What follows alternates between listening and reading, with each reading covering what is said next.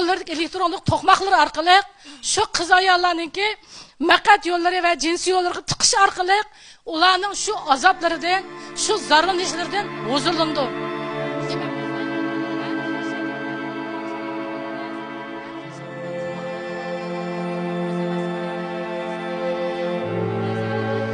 Men vatanimiz Sharq Turkiston shu Urumchi shahrida ta'sis qilingan Sanfangodagi erlar kampusida 2017-yili 3-oydan boshlab 9-oygacha 6 oy shu yerda Xitoy hukumatiniki majburlashi bilan ashada Xitoy tili darsi o'tdim va bu dars o'tish jarayonida nurg'unlagan og'ir dafsanchilikka, inson qabul qilib bo'lmaydigan darajadagi zulmatlarga shohid bo'ldim.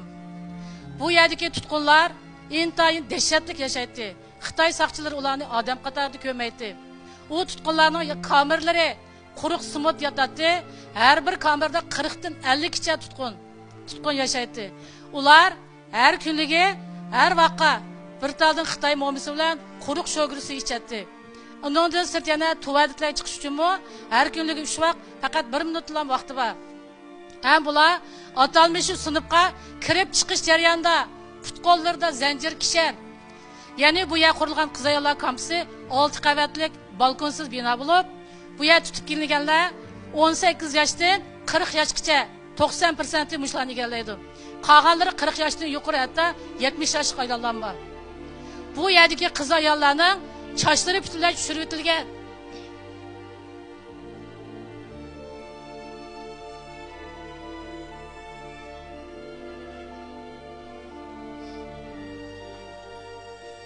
Ularning kechiringlar.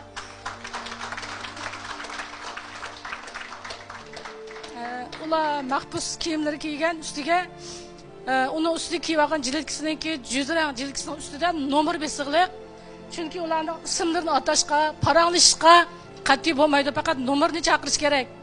Bu yerdagi qiz ayollar shu yerdagi Xitoy saqchilarininki har xil savol so'rab, qiyin qisqa jarayonda shu saqchilarning bosqinchilarga uchrab turdi. Hattoki navbatlish bosqinchilik qilgandan keyinki qo'llardagi elektronlik to'qmoqlar orqali shu qiz ayollarningki maqat yo'llari va jinsiy yo'llarga tiqish orqali ularning shu azoblaridan, shu zararlanishlaridan huzurlandi. Demak, Xitoy saqchilari bu ahvollarni o'zlari o'tirayotgan, masalan, so'rinlarda, tomoq jo'z ustallarida bularni bir-biriga deyish orqali intayinlik o'ziga bir xil faxrlik his qildi ekan buni. Ben bunu shu yerdagi Xitoy saqchilarining o'zining og'zidan olgan ham tunishlardan. Vatanimiz Sharq Turkistonda mana shunday og'ir dafsanchilik, fojialar bo'lyapti.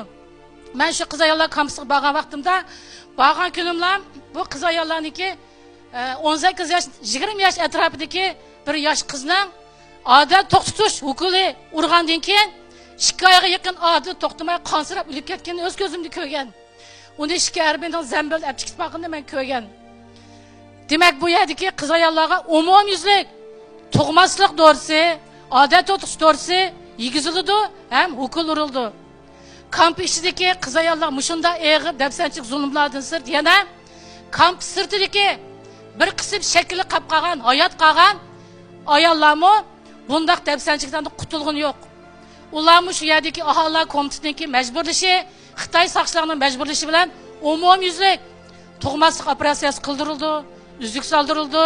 Hatto Xitoy hukumatiningki qonunlashtirib, hujjatlar tushirib bergan siyosatiga asosan o'ylar turayotgan qo'shmoq tuqqan Xitoy saqchilarini kutib, ya'ni shularning dafsanchiligiga uchrab turdi har kuni. Demak, bu ahvollar bizning beshimizdan keldi, bizning bundan qochib qutulamadik. Mana vatanimizda mushundaq og'ir dafsanchilik bo'lyapti. Bu bir uchiqdan uchiq irqiy qirg'inchilik. Demak, irqiy qirg'inchilik bo'lyapti. Yana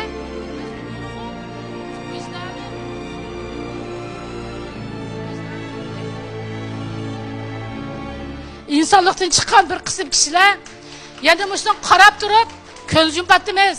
Shu vatanimizdagi bo'layotgan qirg'inchilikni, dafsanchilikni, shu qiz ayollarimizga ojizinlik bo'layotgan shu bosqinchiliklarni har vaqt unutib qolmasligimiz kerak. Cho'qim har vaqt bu inqilobni kurashni bir kunmi to'xtab qolmasligimiz kerak. To'xtab qo'ymasligimiz kerak ham.